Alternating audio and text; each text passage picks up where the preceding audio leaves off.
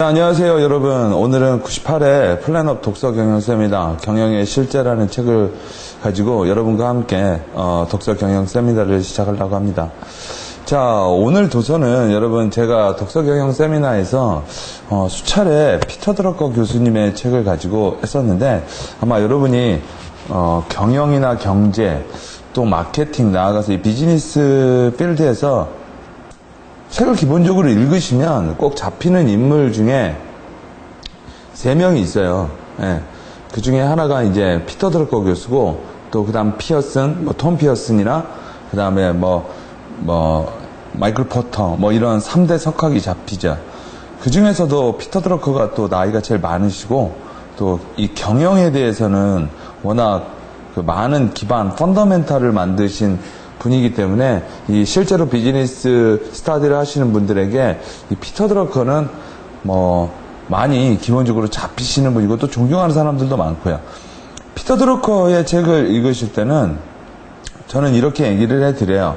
드러커 교수의 책을 읽을 때는 언제나 경영의 실제라는 책을 읽고 그 다음 도서를 읽는 것이 좋다. 제가 이 책을 처음으로 읽었을 때는 대학생 때였고, 그때는 이 책을 읽었을 때 5장을 넘기질 못했어요.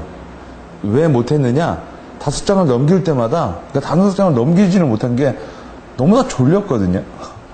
그 얘기가 뭐냐면 책이 너무 어려웠다라는 거죠. 그 당시에 제가 배경 지식이 많이 없었기 때문에 거의 읽히지를 못했던 거예요. 너무나 많은 정보가 한꺼번에 여러분 사람에게 들어올 땐 눈꺼풀이 내려오죠. 그죠? 그런 문제가 있기 때문에, 그러나 제가 이 책을 이제 대학원 가고 또 그다음 제가 이제 직장을 가질 때 다시 한번 꺼내 읽어봤거든요. 그때는 읽히더라고요. 그때는 읽혔다라는 거 뭐냐? 그 대학생 때와 그 직장 다닐 때 그 사이 동안 제가 배경 지식이 많이 높아졌던 거고, 그렇기 때문에 이 책이 읽혀졌던 거고, 최근에 제가 이제 강사가 돼서 이 지식 필드에서 일을 하면서 이 책을 다시 3번째 접했을 때는 감탄사가 나오더라고요. 이야, 정말 이 피터 드러커라는 사람이 정말 대단한 사람이라고도 하지만 정말 이렇게 대단할 줄은 모르겠다. 그리고 나서 이번에 4번째 다시 한번 경영의 실제라는 책을 읽어봤는데 여전히 여러분 아시겠지만 이 책은 1945년도가 우리나라 해방을 했으니까 해방 이후 9년 후에 처음으로 출판된 책인데, 이 거의 반세기가 지나도록 거의 한 60년 정도의 시간을 뛰어넘어도 이 책은 여전히 현대 비즈니스 경영자에게 시사하는 바가 많다라는 것을 보면 이 책이 함축하고 있는 의미가 얼마나 크고, 또 이 책의 저자인 피터 드러커의 그 통찰력이 얼마나 대단한지를 비로소 4번째 읽었을 때 들어오더라고요. 그러니까 여러분이 이 책은 한번 읽고 재미없어 이렇게 하는 게 아니라, 이 책이 1954년도에 초판이 된 책으로서 지금 2000년도가 2000년도가 넘은 이 시점에서 아직도 많은 현대 경영자들에게 영감을 불러주고, 또 경영을 공부하는 대부분의 사람들이 이 책을 가지고 이 첫 책으로 가장 필독서로 꼽는 이유가 뭘까를 생각하면서 책을 읽으시면 훨씬 더 인사이트가 많을 거라고 생각합니다. 자, 일단 경영의 실제라는 책을 한번 리뷰해보면, 드러커 교수, 여러분 피터 F. 드러커, 여러분 매번 제가 누누이 많이 이 분에 대해서 얘기했기 때문에 어설러티 리뷰는 여러분이 한번 보시고요. 자, 이 책의 제목은 경영의 실제입니다. 자, 이 책은 1954년도에 초판이 나온 책이라고 했죠. 그러니까 여러분 이 책의 그 생명력이라는 걸 한번 생각해 보시면 필요가 있고, 그 다음에 이 책의 원제는 The Practice of Management, 즉 그 매니지먼트, 경영의 practice, 실무라고 얘기를 할 수가 있죠. 이제 이 책이 한국어로 번역이 되면서 경영의 실제라고 나왔지만, 어떻게 보면 원어로 읽는다면 관리자의 실무, 그렇죠? 관리하는 실무 기법, 이런 쪽으로도 한번 생각을 해볼 수가 있어요. 자, 일단 여러분, 그럼 매니지먼트라고 아까 나왔죠? 관리. 근데 요새는 여러분 관리라는 게 환경이 많이 변화하고 또 이 비즈니스에 있는 사람들도 변화하고 이런 변화에 따라서 이 관리하는 방법도 계속 변하겠죠. 그렇죠? 관리할 대상이 변했는데 관리하는 방법이 바뀌지 않으면 안 되겠죠. 그래서 요새는 매니지먼트라고 말하기보다 매니징이라고 말을 하죠. 마치 마켓과 마케팅의 관계, 타임과 타이밍의 관계, 브랜드와 브랜딩의 관계처럼요.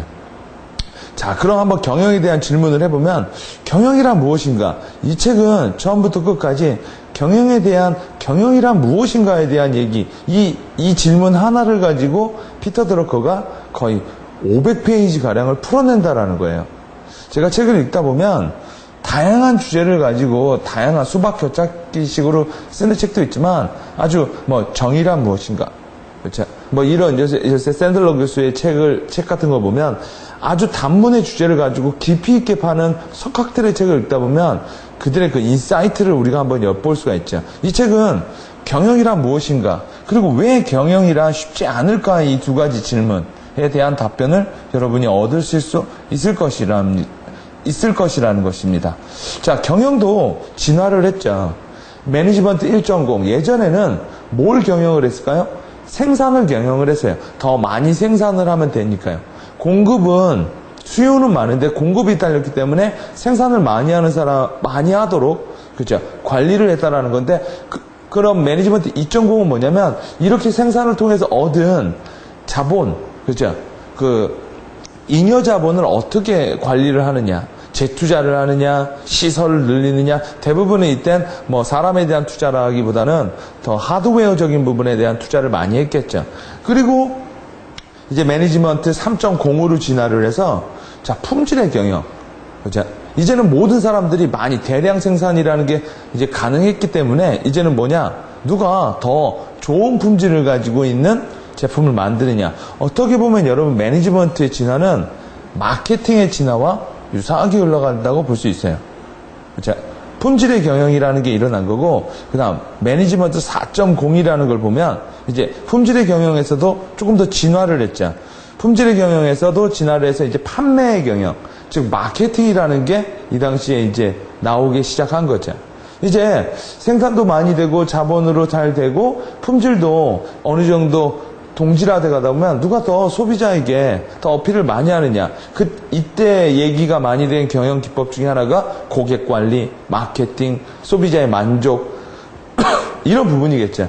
이런 부분에 대해서도 또 다른 변화, 환경이 변화했기 때문에 아까 말씀드린 것처럼 마케팅, 그러니까 매니징이라는 개념에서 5.0으로 진화해서 이제 사람에 대한 경영, 이 모든 것들을 결국 사람이 하는 거기 때문에 어떻게 인사를 하고 사람을 어떻게 관리를 하고 육성을 하는지에 대한 이런 많은 경영 기법들이 책으로 소개가 돼서 나왔죠.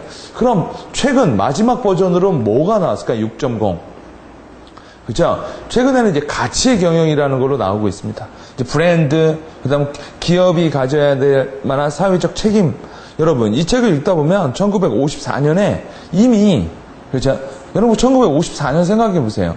아마 이 강의를 들으시는 분들 중에서도 1954년도에 태어나지 않은 분들도 많았을 거예요.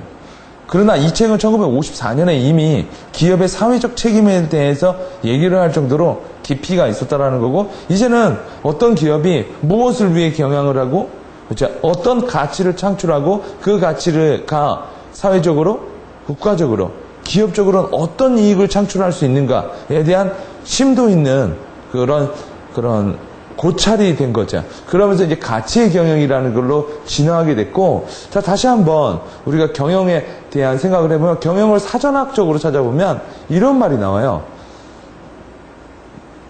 기업이나 사업 따위를 관리하고 운영하. 여기서 중요한 게 있죠. 관리하고 운영한다. 저는 개인적으로 관리라는 단어를 그렇게 좋아하질 않아요.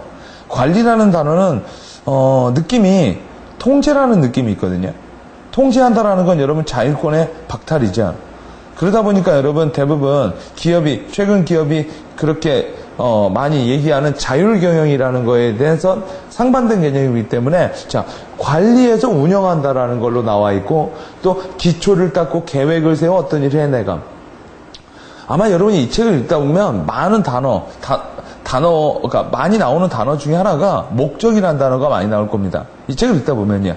그리고 또 다른 단어는 계획이라는 단어를 많이 듣게 돼요. 즉, 여러분, 왜 계획과 목적이라는 이런 단어가 많이 나오냐면, 결국 경영자는 조직이 목적을 달성할 수 있도록 로드맵을 만들어주는 사람이거든요. 그렇기 때문에 여러분, 우리가 계획을 수립하고 나아가서 그 전에 기획하는 스킬 같은 건 경영자가 되기 위해서 반드시 여러분이 습득을 해야 되는 필수 요소라는 거죠. 그러나 제가 이제 기획 전략 계획을 강의하다 보면 이 베이직 스터디가 안 되신 분들이 되게 많아요. 여러분도 이 책을 읽어보시면서 이 목적을 어떻게 설정하고, 그죠? 나 개인의 목적 달성하는 것도 있겠지만 조직의 목적이 달성하도록은 어떻게 해야 되는가에 대해서 한번 깊이 있게 인사이트를 받아보시고 또 심화학습 또 한번 받아보실 필요가 있을 거라고 생각을 합니다. 영영사전으로는 보세요. 제가 아까 좋아하지 않는 단어라고 했는데 control and organizing, 조직화하는 것, 비즈니스를 혹은 다른 그런 기타의 조직들을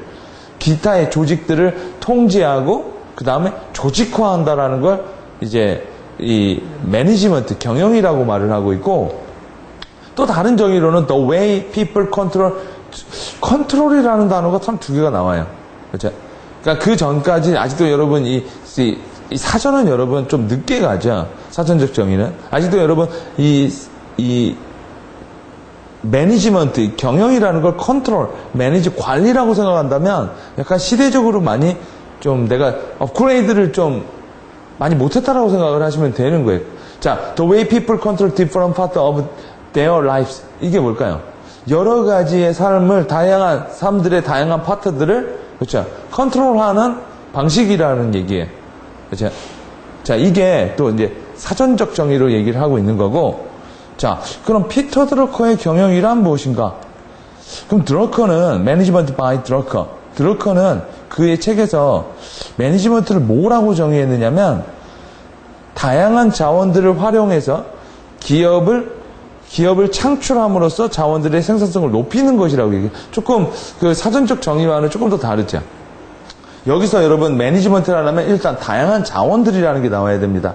다양한 자원. 여기서 자원이란 시간 자원도 있고 인력 자원도 있고 자본 자원도 있고, 그렇죠? 여러 가지 뭐 이런 광물 자원도 있고 그런 것들을 활용해서 기업을 창출한다라는 거예요. 기업이 여러분 코퍼레이션, 컴퍼니라는 단어도 있겠지만 여기서는 이제 우리가 시스템이라고도 봐도 돼요. 시스템, 기업. 어떤 인간이 처음으로 시스템을 만들었지만 시스템은 은근히 이 책에서 나오지만 오토메이션, 그렇죠? 자동적으로 이렇게 돌아가는 거, 스스로가 스스로를 컨트롤할 수 있는 것, 그러한 개체를 창출함으로써 자원들의 생산성을 높이는 것. 예를 들어 1이라는 자원을 넣어서 1이라는 자원을 기업이라는 시스템에 넣은 순간 이게 1이라는 것으로 다시 재탄생되는 게 아니라 2던 3이던 4던, 그렇죠? 자원의 가치, 생산성이 높여진다라는 거죠. 1을 넣는데 3을 넣으면 2라는 부가가치, 그렇죠? added value라는 게 생겨나는 거죠. 그런 것들을 하는 시스템을 매니지먼트라고 말을 하고 있고, 자, 그런 개념에서 피터 드러커의 개념을 보면 이런 수많이 디퍼런트한 자원들을 통합해서, 그죠? 뭘 높여요? 그죠? 새로운 가치를 창출한다라는 거죠. 그죠? 예를 들어 여러분 우리가 여러 가지 소재를 이용해서 화장품을 만들고, 그럼 가치가 올라갔고, 그 화장품을 어떤 여배우가 씀으로써, 그렇죠? 그 여배우가, 그렇죠? 훨씬 더 높은 가치를 창출하고, 아름다워진 여배우가 영화에 참여해서 또 누군가에게 즐거움을 주는 엔터테인먼트, 영화 사업을, 그러니까 계속 이렇게 가치가 올라가는 거죠. 자, 이런 거를 하려면 여러분, 뭐가 필요해요? 그렇죠. 여러 가지 자원과 경영자들은 수직적 사고도 필요하겠지만 수평적 사고, 그렇죠? 자, 다른 말로 퍼포먼스, 이러한 자원들을 통합해서 운영해서 퍼포먼스, 성과를 창출하는 걸 드러커는 경영의 기본이라고 얘기를 한 거예요. 자, 그럼 여러분도 한번 내가 지금까지 생각하는 경영이, 내가 좀 이렇게 가볍게 생각했던 경영이 구체적으로 무엇인가를 한번 생각해 보시기 바랍니다. 자, 여기서 이제 우리는 이제 이 경영을 하는 데에서 가장 중요한 그 경영자, 그리고 아까 말했던 자원이라는 얘기가 나오는데 이 두 가지 이슈에 대해 살펴보면 왜 경영이란 쉽지 않을까? 아시겠죠? 디퍼런트한 자원들, 각기 서로 이질적인 자원들을 하나의 성과라는 걸로 통합시키는 것. 마치 용광로처럼 곳에다가 집어넣어서 새로운 무엇인가 매체를 만들어내는 것. 서로 다른 거를 이해하고 합분하는 게 쉽지 않다라는 거예요. 그렇기 때문에 경영이라는 건 어렵다라는 거고, 아까 말한 것처럼 수많은 자원들을 어떻게 하나하나의 개체, 이런 걸 리소스라고 하는 거죠. 이런 것들을 이해하고 얘와 얘가 통합되면 새로운 그죠? 생산성이 나올 수 있을 거라는 걸 생각하는 사람들. 그러다 보니까 여러분 자연스럽게 수평적 사고와 상상력, 이런 모든 것들이 경영자들에게 필요하다라는 거예요. 자원도 변화를 했죠. 그죠? 일단 여러분 경영의 초기에는 시간의 자원. 그죠? 시간은 여러분 유일무이한 자원 중에 하나죠. 언제나 뭐예요? 공급이 딸리는 자원이죠. 아무리 여러분 내가 돈이 많고 내가 뭐를 해도 시간은 살 수가 없거든요. 시간은 언제나 시간을 필요로 하는 사람은 많지만 시간은 언제나 공급 부족 현상에 있죠. 시간을 자원으로 한다는 건 결국 자신의 능력을 자원화한다는 얘기고, 이러한 자원을 다 소모했을 때 한마디로 나라는 존재가 대단하다고 느꼈지만 나라는 존재의 모든 자원을 끌어 쓴 다음에 결국은 뭐예요? 더 이상 내 안에서 자원을 끌어다 쓸 게 없겠다. 이런 시점이 됐을 때 어떤 사람들은 여기까지가 내 한계구나 라고 느끼지만 어떤 사람들은 그때서야 비로소 내부 자원이 아닌 외부 자원도 생각을 함으로써 그때 여러분 무엇을 보여? 나라는 사람의 능력을 뛰어넘어 나보다 능력이 더 뛰어나거나 나보다 훨씬 더. 드러크도 이런 말을 했어요. 나만큼 하고 나보다 잘한 사람들로 하여금 더 많은 생산성을 만들어내기 유도하는 사람이 또 경영자라고요. 자, 1차 자원에서 이제 한계를 느끼면 2차 자원, 사람이나 자원도 한계를 부딪히면 이제 사람이 조직을 만들죠. 그러면서 여러분 대기업이라는 경영을 할 수 있도록, 그러니까 대기업을 운영한다라는 건 그 안에 있는 수많은 하부 자원들을 하나의 목적으로 규합시켜서 생산성을 높이는 사람이라고 보면 되겠죠. 그래서 여러분 경영자가 되기 위해선 제일 먼저 넘어야 될 장벽 중에 하나가 바로 자기 자신에 대한 자원을 어떻게 생각하느냐예요.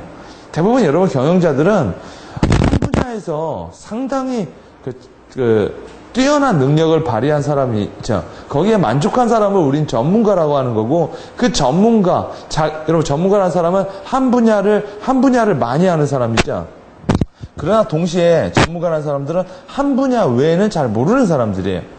이 전문가가 자기의 분야를 뛰어넘어서 다른 분야까지도 스터디하는 게 아니라 하나를 깨닫게 되는 거죠. 이 분야를 뛰어넘고 다른 분야의 모든 소스와 결합이 되고 하이브리드 되고 융합됐을 때 더 큰 성과를 낼 수 있다는 걸 깨닫고, 이때서야 뭐예요? 자기의 능력을 뛰어넘어 자기보다 훨씬 더 뛰어난 능력을 가진 사람을 받아들이고 그를 인정하고 그에게 새로운 목표를 제시한다라는 거죠. 그렇기 때문에 경영자로서 성장을 하게 되려면 반드시 자기의 한계에 대한 한계를 깨닫고 그걸 뛰어넘으려고 하는 마인드와 그런 프랙티스 준비가 되어 있어야 된다고 생각을 합니다. 자, 경영자의 시각적 이미지는 이런 거예요. 많은 자원들을 한꺼번에 뭐예요? 컨트롤을 한다라는 것보단 한꺼번에 뭐예요? 그죠? 매니지먼트하고, 저는 이제 매니지먼트 한다라는 것보단 저는 기획한다. 제가 기획을 많이 강의하다 보니까 플래닝하고 디자인한다라고 생각을 하고, 그다음 언제나 여러분 이 경영자는 이 성과를 창출하는 이유 중에 하나가 돈을 많이 벌기 위해서도 있겠지만, 드러커의 교수님 책을 읽어봐도 기업이 성과를 내야 되는 궁극적인 이유 중에 하나는 생존 그 자체예요. 지속적으로 자기네들이 추구하는 무엇인가를 하기 위해선 이익이 있어야 된다라는 거예요. 그래서 언제나 그죠? 리스크를 안고 있다라는 거고, 이렇게 하는 사람만이 경영이 아니라, 이렇게 이 사람이 이제 저글링을 하고 있는데, 이렇게 함으로써 누군가 이게 성과, 그렇죠? 이 사람이 이런 퍼포먼스를 해서 누군가 재미있고 기쁘다, 이런 성과를 창출할 수 없는 상태, 성과가 안 나오는데 그런 퍼포먼스를 하고 있다는 건 그건 삽질이라고 볼 수 있는 거죠. 그건 경영이 아니라는 거예요. 경영은 반드시 생산성이라는 그렇죠? 어떤 그 새로운 가치, 부가가치라는 걸 창출해야만 경영이, 그래서 이익을 창출해야만 거기서 경영이 마무리된다라는 거죠. 그럼 경영자가 되기 위해서 생각해 봐야 될 이 책에서 가장 많은 분량을 가지고 있으면서도 계속 여러분에게, 이 책이 드러커 교수가 여러분에게 물어보는 세 가지 질문이 있어요. 첫째, 우리의 사업은 무엇인가에 대한 생각을 좀 많이 해봐야 된다는 거예요. 그렇죠? 예를 들어 소니 같은 경우에는 전자제품을 판다고 생각하지 않았어요. 소니는 조깅하는 사람들이 많이 늘어났기 때문에 조깅하는 과정에서 사람들이 이 달리기만 하면 심심하기 때문에 이 기계를 파는 게, 우리가 전자제품을 파는 게 아니라 우리는 엔터테인먼트, 즐거움을 판다고 생각했기 때문에 자신의 사업을 훨씬 더 늘릴 수 있었던 거죠. 최근에 여러분 노키아 같은 경우에 컨셉이 커넥팅 피플이거든요. 그런데 꼭 전화기로 커넥팅 바이 폰으로 할 필요는 없었던 거였죠. 그렇죠? 자기의 사업은 조금 더 확장을 해서 생각했으면 이 스마트폰 시장에서 지금처럼 조금 뒤처지지는 않았을 거예요. 그래서 자기의 사업에 대한 아이덴티티를 분명히 해야 된다는 게 있고, 두 번째 질문, 우리의 사업은 무엇이 될 수 있는가? 아까 말씀드린 것처럼 노키아 같은 경우에는 조금 더 발전할 수 있었다는 거죠. 소니 같은 경우에는 여러분 아까 그 워크맨 여기 보이시죠? 그 워크맨은 시장에서 뭐예요? 즐거움을 줄 수 있는 여러 가지 이런 토이들, 뭐 폰, 이런 여러 가지 것들로 한마디로 뭐예요? 누군가에게 즐거움을 줄 수 있는, 그게 목적이지 그게 수단이, 전자제품을 만드는 건 목적 자체가 아니었다라는 것이었기 때문에 이렇게 발전할 수 있었고, 또 세 번째 질문, 무엇이 되어야 하는가? 그렇죠? 그렇게 우리가 뭔가를 제공해서 결국 우리가 무엇이 되어야 되는가? 여러분, 바디샵은요, 자기네들이 화장품과 이런 여러 가지 그런 소비재 제품을 팔면서 물건을 파는 거, 사람들에게 어떤 만족감을 주고 나아가서 뭐요? 사회를 변화시키고 여성의 인권을 강화시킨다라는 사회적 책임을 다한다는 것까지 자기네 영역을 확대했거든요. 그죠? 이렇게 우리가 또 무엇이 되어야 하는가에 대한 생각도, 이 세 가지 질문에 대해서 끊임없이 경영자는 고뇌해보고 업그레이드해보고 발전시켜야 된다고 하는 게 드러커 교수가 이 책에서 담고 있는 내용 중에 큰 골격 중에 하나라는 것입니다. 자, 우리가 하는 사업은 무엇인가? 구체적으로 물어보면 드러커는 우리의 고객은 누구인가에서부터 들어온다고 그래요. 예전에 경영은 판매자, 생산자에서부터 시작해서 고객으로 갔지만 이제 우리의 아이덴티티는 고객으로부터 생산자와 판매자로 들어와야 된다는 거죠. 자, 우리 고객은 무엇이고 그 고객이 무엇을 구입하느냐에 따라서 뭐예요? 우리는 무엇이 될 수 있는가를 생각해 봐야 된다는 거예요. 우리가 우리 스스로에게 정의를 내리는 것이 아니라 고객이 우리에게 너의 사업의 분야는 이것이다라고 디파인 한다는 거죠. 그렇죠? 그리고 그 고객에게 가치를 제공하는 것은 무엇인가? 그렇죠? 아까 소니는 전자제품이라는 가치를 준 것이 아니라 전자제품을 통해서 고객들이 얻는 엔터테인먼트, 즐거움을 얻었다는 거죠. 자, 그렇기 때문에 그 고객에게 가치를 제공하는 것은 무엇인가를 한번 생각해 볼 필요가 있는 거고, 그렇죠? 이런 밑바탕. 그렇죠? 그리고 또 네 번째, 우리의 사업은 무엇이 될 수 있는가? 고객이 가치 있는 것으로 생각하는 것은 무엇이고, 또 어떤 제품을 구입할 때 그가 바라는 것은 무엇인가? 그죠? 이런 부분. 그러니까 바디샵 같은 경우에 물건을 사면서 자연보호, 환경보호, 그 다음 뭐예요? 여러 가지 사회적 이슈에 대해서 자기가 적극적으로 참여한다라는 그러한 것들을 만들어낸 거죠.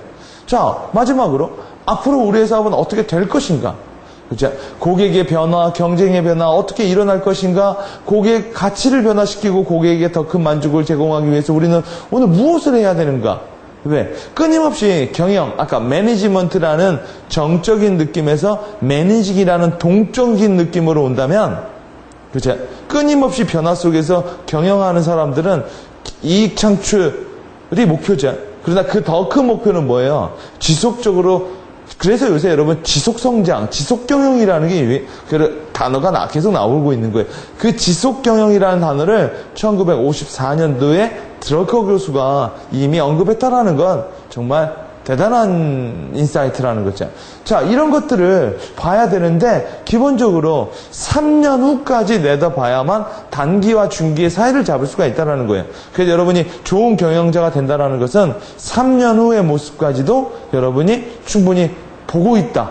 이런 생각을 한번 해보셔야 될 필요가 있다는 것이죠. 자, 그럼 이 7가지 경영의 실무, 이 책에서 말하는 여러 가지 practice, 아까 말했잖아요. 이 책은 The Practice of Management, 즉 관리의 워크, 그 실무 워크 같은 거, 그렇죠? 실무 매뉴얼 같은 책이거든요, 원래는. 그래서 이 드러커가 경영의 실무, 경영을 직접적으로 할 때 어떤 것이 필요한 거냐를 제가 7가지로 한번 정리를 해봤는데, 첫째, 기업 경영의 궁극적인 목적은 오직 하나, 성과 창출이에요. 그 외에는 없다라는 거예요. 물론 성과 창출을 하기 위해서 사람에게 투자하고 환경을 보호해야 되고 하는 거지, 그 외에 성과라는 게 나오지 않으면 삽질. 가장 중요한 겁니다. 이 책에서 목적, 계획, 그 단어들 외에 또 정말 자주 나오는 단어가 성과예요. 그렇죠? 자, 그리고 위대한 성과는 팀워크로 만들어지기 때문에 성과를 넘어 공헌으로 가야 된다는 거예요. 성과가 어떻게 보면 개인의 포커스가 되어 있다면 공헌은 팀워크에 포커스해야 된 거죠. 즉, 성과는 내가 성과를 내야 되지만 공헌은 우리 팀이 성과를 내기 위해서 내가 약간은 양보를 해야 될 수도 있다라는 거죠.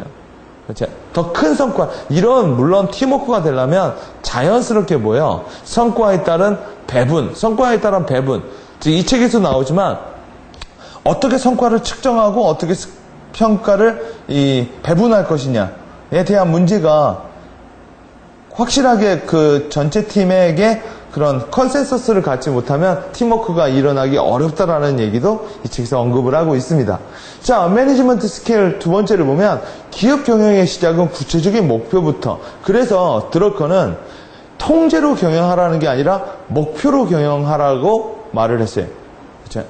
아까 말씀드린 것처럼 여러 가지 디퍼런트한 자원들을 하나의 목적으로 그러니까 통합시켜 새로운 부가가치를 가치를 창출하는 게 경영의 실제라고 한다면, 그렇죠? 목표가 위대할수록, 그렇죠? 그 목표라는 것으로 모든 구성원들을 집중시켜야 된다는 거죠. 또 이런 목표를 설정할 때 중요한 것 중에 하나는 기업 목표는 목표 기준을 높게 잡아서 시작하라는 거예요. 그러니까 목표 기준을 높이라는 거죠. 상향 조정해서, 그러니까 기준을 높여서 해야만 훨씬 더 많은 사람들에게, 그죠? 끊임없이 그러니까 동기부여를 할 수 있고 자기네들이 추구하는 것들에 대한 강한 만족감을 가질 수 있다는 거예요. 낮은 기준으로 목표를 잡았을 땐 조직원, 이 매니지먼트가 훨씬 더 약화된다라고 언급을 하고 있죠. 그래서 매니지먼트 세 번째를 보면 또 관리하지 말고 되게 하라. 그렇죠? 그러니까 되어지게 하는 게 세상에서 제일 어렵죠. 제가 아까 말씀드린 것처럼 관리라는 말에는 통제, 컨트롤이라는 말이 내재되어 있어서 어떻게 보면 이 자율권과 상충되거든요. 최근 여러분 기업은 점점 작아지고 있고 기업은 점점 통제를 벗어나 스스로 자율적으로 운영해서, 여러분 자유를 갖는다라는 건 어떻게 보면 좋지만 어떻게 보면 상당히 책임감이 많이 따라오는 거예요. 자유를 주되 성과를 나오도록 해야 되는 거지, 자유권은 되는데 성과가 안 나오게 되면 당연히 교체라는 엄격한 대가를 받게 되겠죠. 자, 매니지먼트 스킬. 1등 기업은 어제의 자신과 싸우고 2등 기업은 경쟁자와 싸운다. 지속적으로 혁신이라는 얘기가 이 책에서 나옵니다. 기업과 개인과 기업은 지속적으로 성장하기 위해서 끊임없이 경쟁자와 컴페티션을 해야 되는데 1등은 자신과 싸운다라는 거죠.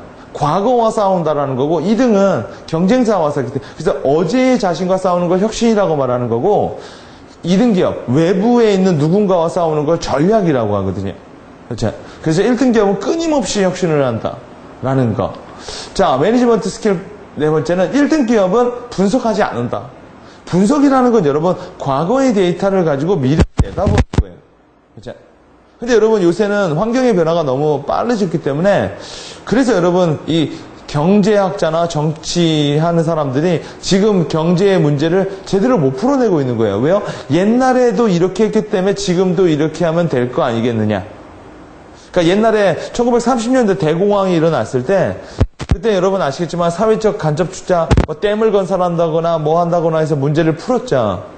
그러나 여러분 그렇게 풀었기 때문에 지금도 여러 가지 토목공사를 하면서 이 디프레션을 좀 이겨낼 거라고 생각하지만 많은 사람들이 언급 안 하고 있는 것 중에 하나가 있죠. 1930년대 대공황은 그런 여러 가지 사회 간접적 자본의 투자이기도 있었지만 또 여러분 세계 2차 대전이라는 대규모의 파괴도 있었거든요.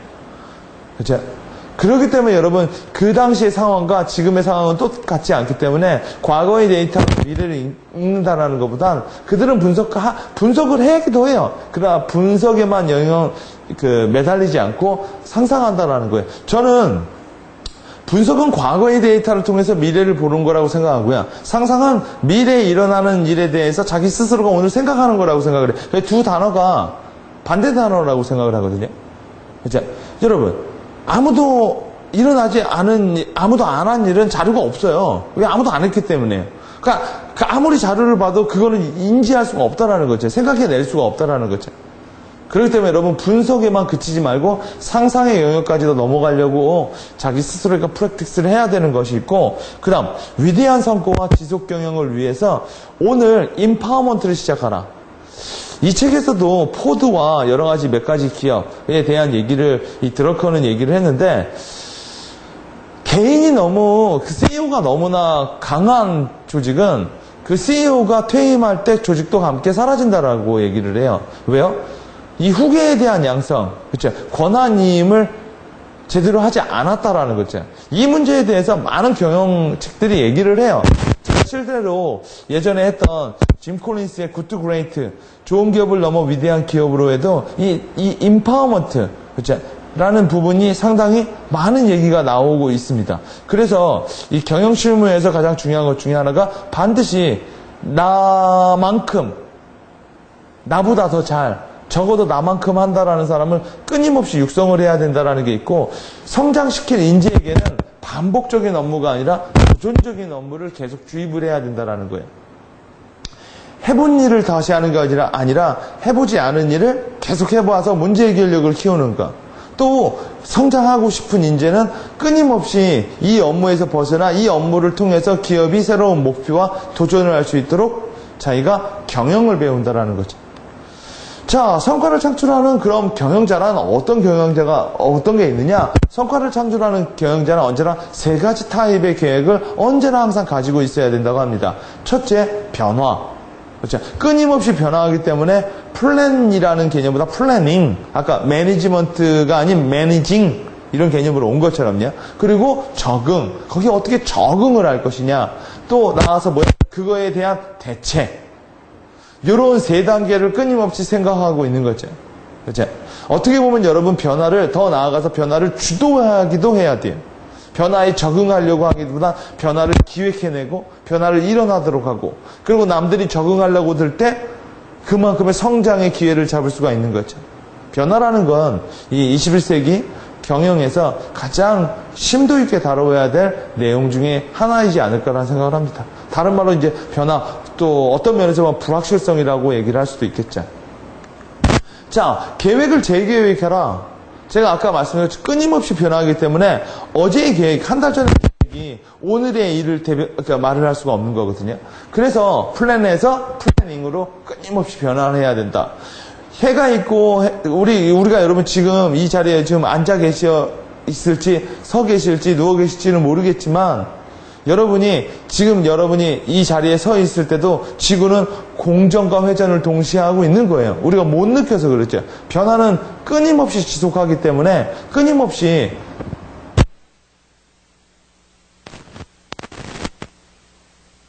그런 거죠. 이 부분에 대해서 좀 생각을 고려를 많이 해보셔야 되고, 아까도 나왔죠. 이 책에서도 동질적인 조직이 하나의 기업으로 동질적인 내용, 동질적인 자원들이 하나의 조직을 만들게 되면 그 조직은 오래 성장하지 못한다라고 하는 거예요. 왜요? 새로움이라는 게 기획되기가 어렵다라는 거죠. 그래서 동지를 넘어 충돌 속에서 성장을 기획하라. 그렇죠? 언제나 여러분, 다른 것들과 다른 것들, 아까 말한 것처럼 서로 다른 자원들이 하나의 목적으로 융합되면서 새로운 가치를 창출하는 거기 때문에 여러분이 의도적이라도 충돌을 기획해야 하는 게 경영자의 자질이라는 거고, 과거와 현재와 미래를 보지 말고 뭐예요? 아까 그렇죠? 과거를 보는 건 분석이고 현재는 여러분 보이지 않아요. 너무 바빠서. 현재를 영어로 프레젠트라고도 하지만 다른 의미로는 모먼트, 순간이라고도 말을 하죠. 미래는 아직 오지 않았고요. 미래를 분석할 수 있는 방법은 상상밖에 없는 거고, 그래서 좋은 계획자, 좋은 경영자는 3년 전을 움직인다. 너무 10년 정도 가면 우리는 이제 비전이라고 얘기하는 거죠. 1년 정도 가면 너무 단기고요. 자, 그리고 조직의 목적은 평범한 사람을 비범한 일을 할 수 있도록 만드는 것이기 때문에 끊임없이 경영자를 만들어내는 그런 말이 있어요. 비행기를 만들면 새로운 비행기를 설계하고 만드는데 5년이 걸리지만 그 비행기를 몰고 조종할 수 있는 조종사를 만들어내는 건 20년 이상이 걸린다는 거죠. 시간이라는 자원으로 본다면 여러분 아시겠지만 15년이라는 게 더 투입되기 때문에 사람 끊임없이 새로운 경영자, 새로운 인재를 육성하는 건 반드시 지속경영, 그렇죠? 생존을 위해서라도 반드시 모든 기업은 가장 필수적인 에센스적으로 이 기업의 역량을 끌어올릴 때 필요한 요소라고 말씀을 하고 계시는 겁니다. 최근에 여러분 새로운 경영자들이 만들어지고 있죠. 양적 성장이 제가 이제 그 몇 번에도 수익 모델이나 여러 가지 얘기했지만 양적 끊임없이 성장만으로도 끊임없이 계속 부피를 늘림으로만으로도 생존할 수 있던 시대가 지금은 뭐야? 저성장 시대로 왔기 때문에 누군가는 이렇게 커가는 코끼리가 되겠지만 그 외에 뭐예요? 벼룩이라는 것도 생존을 한다는 거죠. 앞으로는 크든지 아니면 덩치를 키워서 버티든지 아니면 작아지든지, 그래서 제가 다음에도 할 책도 이 코끼리와 이 1인 기업이라는 이 벼룩들이 지금은 많이 늘어나고 있다는 거예요. 옛날에는 보지 못했던 이런 벼룩들이 늘어나서 이걸 옛날에는 조직이 만들어지고 어떤 사람들이 들어와서 코끼리가 만들어졌는데 지금은 코끼리가 아니라 벼룩들이 움직이고 이 벼룩들이 이렇게 연합을 해서 새로운 기업을 만들고요. 그러니까 1인 기업은 혼자만 가는 게 아니라 1인 기업은 언제나 수시로 환경 변화에서 수시로 뭐예요? 기업을 만들었다 풀었다 한다라는 거죠. 마치 여러분 영화 끝나고 엔딩 스크립 올라가면 뭐예요? 이 수많은 영화에 참여한 사람들이 이 조직에 고정된 사람들이 아니라 프로젝트 단위로 들어왔다 나왔다 되게 유동적으로 움직이는 것처럼요. 그래서 여러분도 이젠 경영을 꼭 어떤 보스, 직원이 많아가지고 그 사람을 통제하고 관리하고 운영하는 사람이 아니라 나 한 명도 충분히 1인 경영이라는 게 충분히 가능하고 반드시 여러분은 그런 거를 배워야 된다는 거예요. 성장하기 위해서가 아니라 생존하기 위해서. 자, 그래서 1인 기업이라는 애들이 끊임없이 지금 증가하고 있고, 보시면 아시겠지만 끊임없이 뭐예요? 이 미국이나 선진국은 계속 끊임없이 이렇게 늘어나고 있는 거죠. 그렇죠? 1인 기업의 수가 이렇게 늘어나고 있다는 건 우리가 새로운 변화 속에서 새로운 경영의 형태가 새롭게 태어나고 있다는 걸 우리가 볼 수가 있죠. 그 중에서도 이제 지식이라는 거, 모든 것들의 새로운 부가가치를 창출하기 때문에 이런 지식 기업들이 끊임없이 많이 늘어나고 있다는 것도 여러분이 앞으로 어떻게 나를 매니지먼트하고 어떻게 살아가고 어떻게 자원을 많은 가치를 창출할 수 있을까에 대해서 한번 그런 궁금증이 있었을 때 한번 이 책을 이렇게 읽어보면 많은 인사이트를 받을 수 있을 거라고 생각합니다. 8번째, 경영자가 되고 싶은 사람들을 위한 조언을 한번 우리가 살펴보면, 첫째, 여러분이 아까 제가 말씀드린 것처럼 이 좋은 경영자가 되려면, 제 전문 영역에서 이제 기획자로 성장을 하려면 일단 자신의 한계를 좀 깨달아야 된다는 거죠. 자기가 모든 것을 다 할 수 있다라는 그런 개념에서 벗어나서 자기가 할 수 없다라는 것을 깨닫고요. 그죠? 예전에는 내가 더 열심히 하면 더 좋겠지, 더 열심히 하면 좋겠지, 이걸 깨달아서 이제 뭐를 보는 걸까요? 자기를 뛰어넘어서 다른 방식으로 그 부족한 한계를 메꾼다라는 거죠. 앞서 말씀드린 것처럼 경영자들은 대부분 가지고 있는 자원들을 가지고 융합하고 그 자원들을 하나의 목표를 융합해서 새로운 가치를 창출하는 사람이기 때문에 여러분이 자신의 한계를 뛰어넘어야만, 자기 한계를 깨달아야만 경영자가 될 수 있는 자질, 즉 전문가에서 경영자로 성장을 할 수 있는 것입니다. 자, 그 다음 두 번째는 think big. 아까 말씀드렸죠. 경영자는 조직을 설레이게 하기 위해서 기준을 훨씬 더 높게 잡아야 된다고 하지만 더 나아가서 think exciting. 조직을 설레이게 하고 조직을 흥분시키고 조직이 언제나 으쌰으쌰 할 수 있도록 이런 어떻게 보면 쇼잉도 많이 해야 된다라는 얘기예요. 그렇죠? 그런 퍼포먼스나 이런 쇼잉하는 방법도 이 경영자들은, 경영기획하는 사람들은 많이 알아야 된다라는 거고. 자, 수직적 스타디를 넘어서 수평적 관심과 공부로 해요. 그동안은 내 영역, 폭이 좁게, 경영자는 폭이 좁게도 자기가 아는 것만 계속 파다 보면 성과가 나올 거라고 했지만 이런 거 이제 양적 성장에서 멈췄다라는 거죠. 이걸 뛰어넘어서 내 분야 외에도 다른 분야가 무엇이 있는가에 대한 관심과 그거에 대한 스타디, 어떤 공부일까요? 이거를 어떻게 조직화하고 융합해서 어떤 목적에 융합을 해서 더 많은 가치를 창출할 수 있을까에 대한 스타디가 반드시 필요하다라는 거죠. 자, 그리고 네 번째로는 리더십은 가르칠 수도 없고 배울 수도 없다. 참 좋은 말 같아요.